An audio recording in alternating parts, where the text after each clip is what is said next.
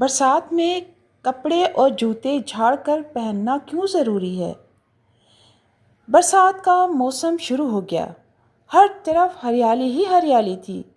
بارش کے بعد زمین سے بھینی بھینی خوشبو آتی تھی، مگر ساتھ ہی کچھ خطرناک کیڑے مکوڑے بھی نکل آتے۔ ایک دن زونی اور علی کھیلنے کے لیے باہر نکلے۔ علی نے جلدی میں اپنے جوتے بغیر جھاڑے پہن لیے۔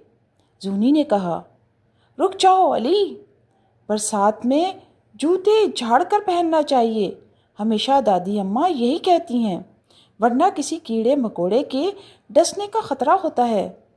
علی نے لاپرواہی سے ہنستے ہوئے کہا، او بھائی، یہ سب بڑوں کی باتیں ہیں اور کچھ نہیں ہوگا۔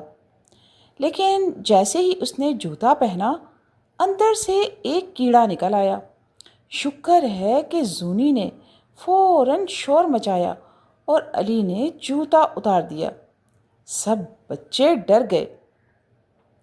زونی نے کہا، دیکھو، برسات میں کنکھجورا، بچھو، مکڑی، لال بچھو اور کالے کیڑے اکثر کپڑوں اور جوتوں میں چھپ جاتے ہیں۔